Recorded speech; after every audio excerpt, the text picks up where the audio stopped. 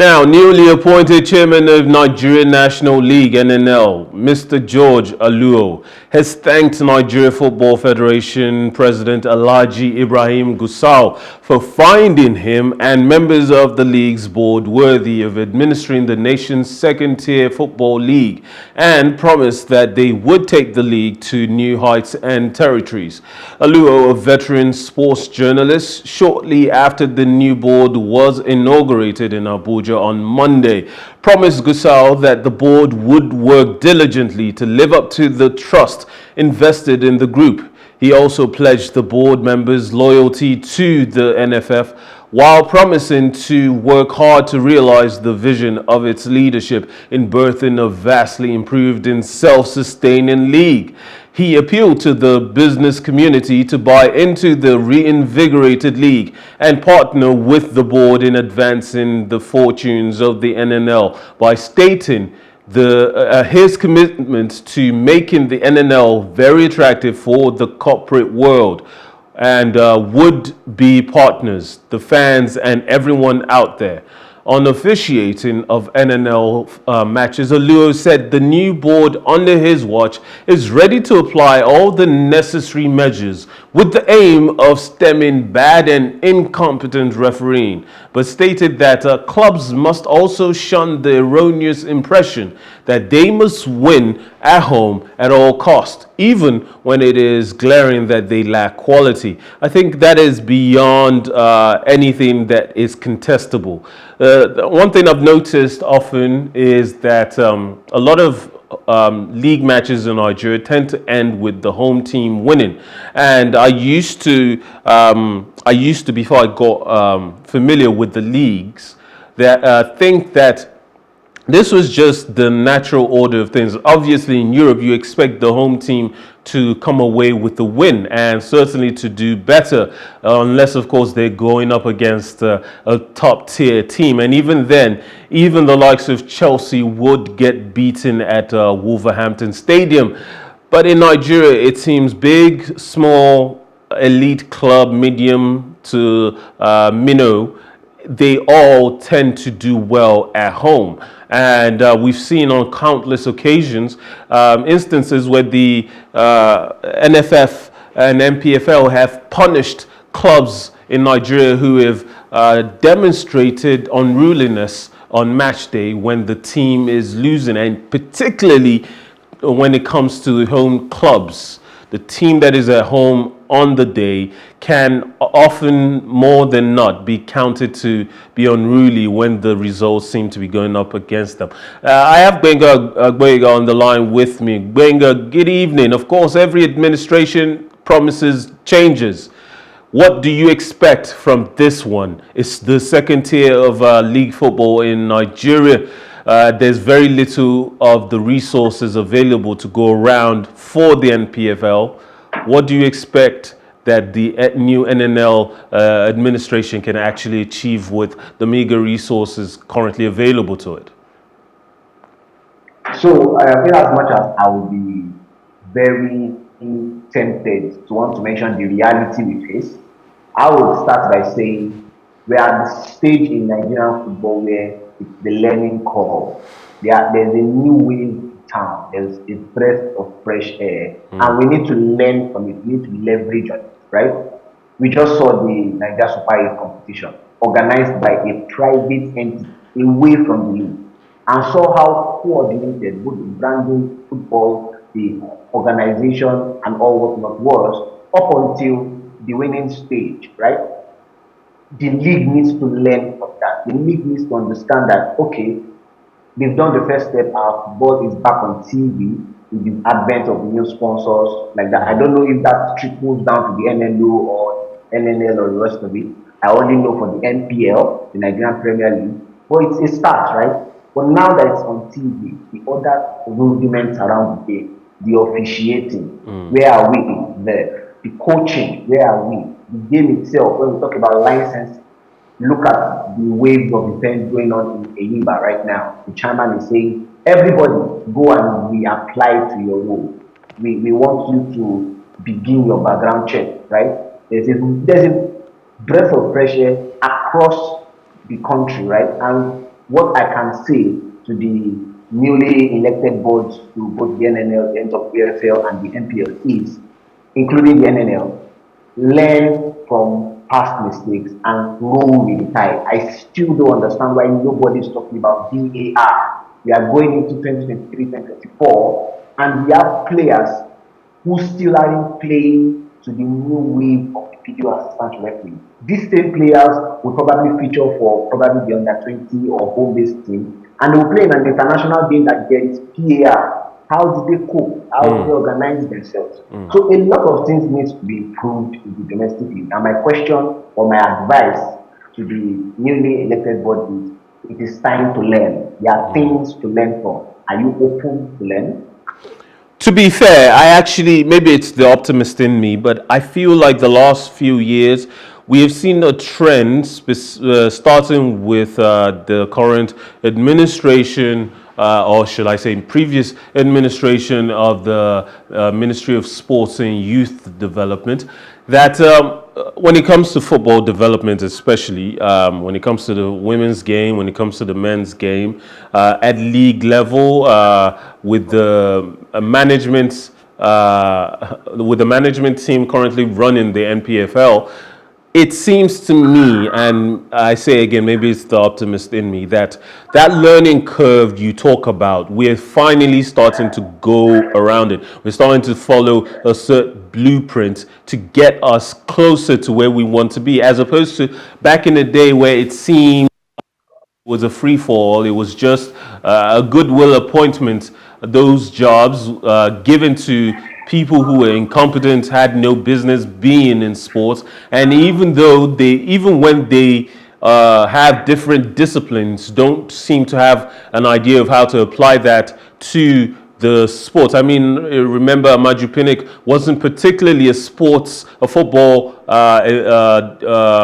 aficionado. He wasn't. He didn't have a history of being in football for a prolonged period of time. But he brought the business part of his qualifications to bear in bringing more collaboration between the Super Eagles and the private sector, something we hadn't seen in years since the Globacom deal that was agreed to between the Super Eagles and the Glow Network years ago.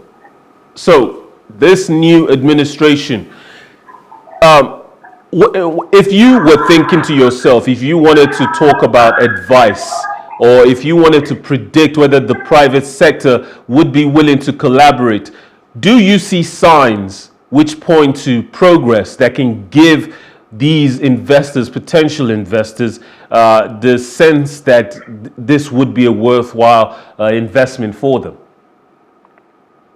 I only see signs of activity. I am yet to see signs of productivity.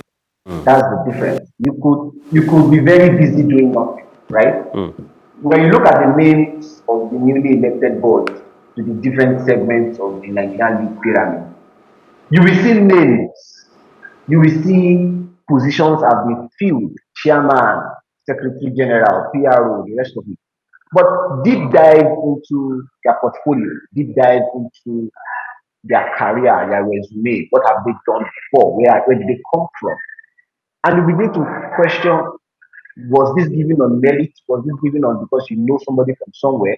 I mean, take for instance, I usually use this analogy. Last season, looking at the Niger Super 8 as a case study, there were two success stories. The first success story is the Niger Super 8 itself, the organization organized by Fly Kite Production, which is an event planning private firm, a content creation private firm. And we saw how they handled branding. We saw how they handled content creation. Go and check out their website, not social media, their website, Niger Super 8. Now, the second success story is the Sporting Lagos that eventually won. Sporting Lagos is a very well-run club, starting from the administration. If you look at the owner of Sporting Lagos, you'll find out that he's also into the academics now, English and literature, something like that. He's vast into academics, so he understands how to build an academy. and he converted that knowledge into football, so football academy. Now you see how I know you watched the final between Sporting Lagos and Remo Stars. Saw how those boys play. They look like a set of boys that were tutored. That's what happened. Look at the chairman of that club, Sporting Lagos. You can trace his pedigree, you can trace his career. They have Collins Udo, who is a well-known, renowned sports journalist. He's a senior executive in Sporting Lagos. Look at the club that won the Nigerian Premier League last season, Eyimba Football Club. Look at the prestige of the administration. The guy who just left, what's his name? Anyansi, he's been there for over 20 something years. Look at the success story. Now crowning it up with 9 league titles. They have Finidi George as head coach. Now they have Cameron Wanko. The success is relative. But you go back to the board of directors that we just talked about. Nothing to relate to, nothing to touch to say he has done this before, he's going to translate it to this. And that is my worry. So I don't see any signs in terms of productivity. I only see signs in terms of activity. And I hope he just gets it right. With you. Oftentimes we see people getting hired and we don't really know that they can do the job. Would you say that at this point we should be getting there are enough hands, obviously, and sometimes they're not very popular people. They aren't necessarily the kind of Wankos and the JJO coaches, Finidi George. They are not Nigerian greats per se, but they are veterans and they do know the business of sports. Are we at that point now that for us to have any sort of trust in whatever administration is coming in to claim that they can do the job and make strides in improving the sports that they've been charged to take to another level? Are we at that point now where we perhaps need to be seeing them submit full-on resumes to us, the public, rather than administrators or politicians who are just going to handpick them based on personal preference and prerogatives? The public can't keep doing the work of the government. Why do we keep doing this? Just how many weeks ago, the Nigerian Football Federation came out and had the audacity to say the Nigerian fans should decide who their next coach should be. That they are going to open a social media portal on Twitter, they are going to open an SMS portal for fans to suggest. I mean, what standards would the fans use? We are the same people who, when probably there's a PFA Player of the Year or there's a voting award system that is powered by the fans, who will come here and talk about sentiment, come here and talk about how it is deregularized and there is no clear-cut idea as to how the vote went. Is that those set of people you want to rely on to say, choose these people or select who is worthy? Everybody will go back to their sentiment. There has to be. I think we've lost Gbenga there, probably some turbulence with the network. I'm sure when he's able to join us back. Gbenga? Hello, can you hear me? Yes, sorry, we lost you for a minute there. You were saying there has to be. Yeah, there has to be a structure on ground. It doesn't have, we can't keep throwing it out to the public. There is a body. It's just like saying we have a government, then of course we've seen several happen in political scene where the government will say the masses should go and take up arms and take care of themselves. They should carry their security in their hands.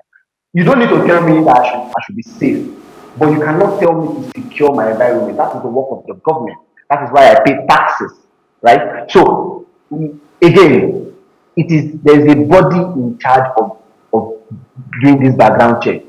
We just experienced the first ever coaching instructors course organized by the NFF in collaboration with CAF. 15 coaches attended. There was an expatriate from CAF and FIFA as well. Fine. Let's see how that goes. Let's see how the coaches who were engaged in that, how they replicate that with their team. Their leader, Ladamboso, that's the association of coaching in the country, was also there present. I mean, we want to start seeing productivity, enough of activities. These things are happening, yes, we know. Can they translate into the game? We have 4 teams that are going to be in the continent. 2 teams in the CAF Champions League, 2 teams in the CAF Confederation Cup. Will we see any changes? Will they go the distance against their continental counterparts like Wydad, Casablanca, Aluo of this world, and the rest? That is the question we need to ask. All right. Now, it brings me to a point that I think is worth bringing up. Yeah. When it comes to ownership of clubs, we've talked in the past about perhaps it's time that private sector takes over the running.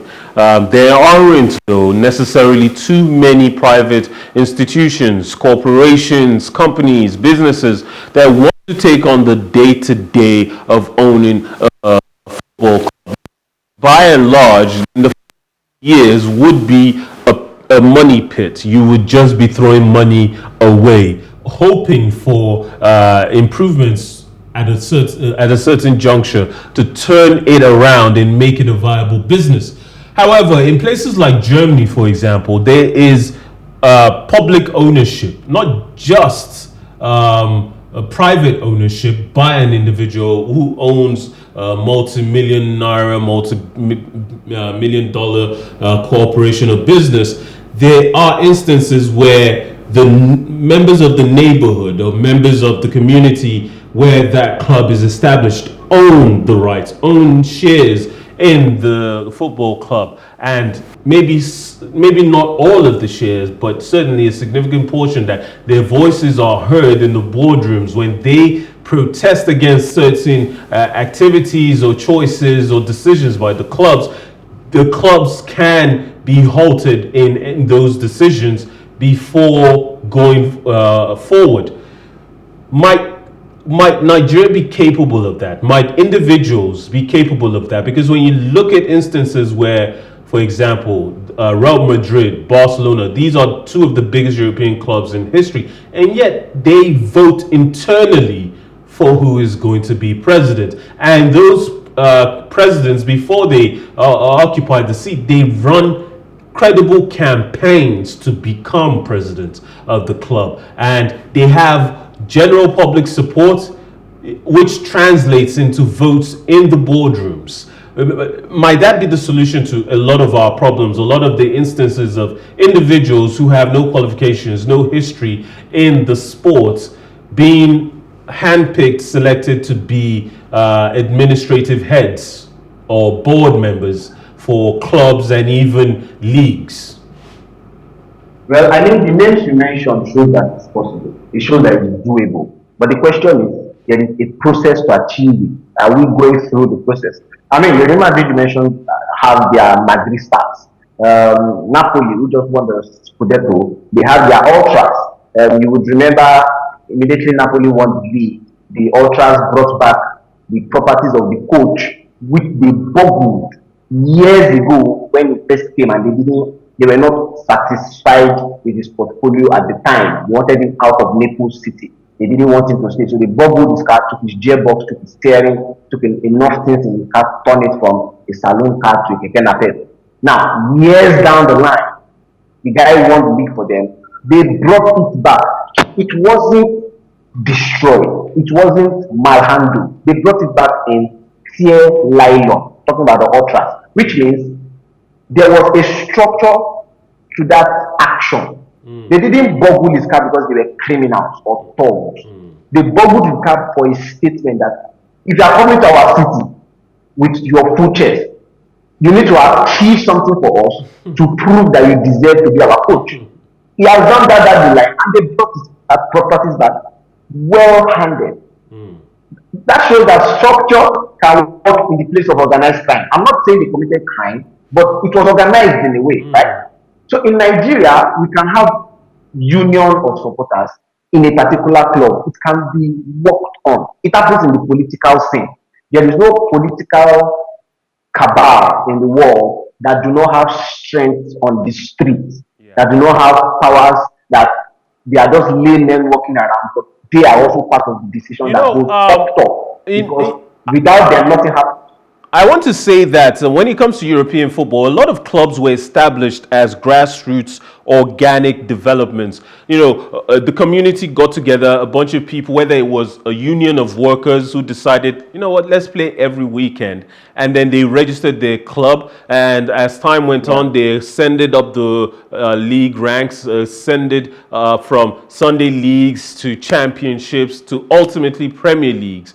That was an organic development, and the club never loses touch with the truths. Instead, in Nigeria, what we have are clubs which were set up by governments, and ultimately it seems like they are by and large for governments rather than fans. And certainly that is shown in the way that very little of what the fans have to say and complaints that they make actually bear any reverence or have any place in the decision making of the administrations of the clubs.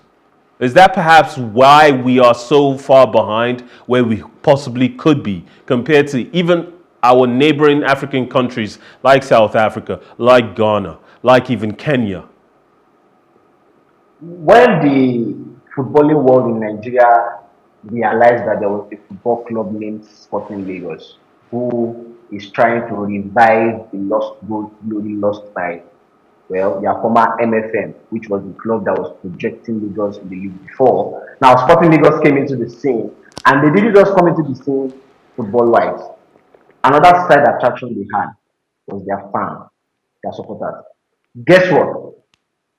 Of all the supporters club or association or groups that attended the Nigeria Super 8, one simple standing out factor for the Sporting Lagos fans was one, their vuvuzela. Two, their aura and presence in every game. When I think it was on the 13th or on the 14th of July, of June, during the period, some reports were coming out that they wanted to ban them from bringing the propeller. It was too noisy. People didn't like the change. Guess what? The fans themselves spoke via Twitter. They backed against it. Neutral fans supported the idea. Sporting Lagos was trending on Twitter. The next game, they returned to the Mobolaji Johnson Stadium with their Vuvuzela. The power of a fan base that was built in 2022. This club is 1 year old, but they are beginning to find their voice where they can stamp their authority and say, this is what we are bringing. You can't take it away from us. They use that voice to win the Nigeria Super 8 championship. Yes, it's preseason. Let's not overblow it, but they want something. It will be in history at the very first established preseason tournament by Fly Sky Productions, won by Sporting Lagos. It's in history. So again, it can be done. It is doable. There are processes to achieve it. Is the IMC ready to go through that process? I think that's the right question. All right. Let's move on from that. I think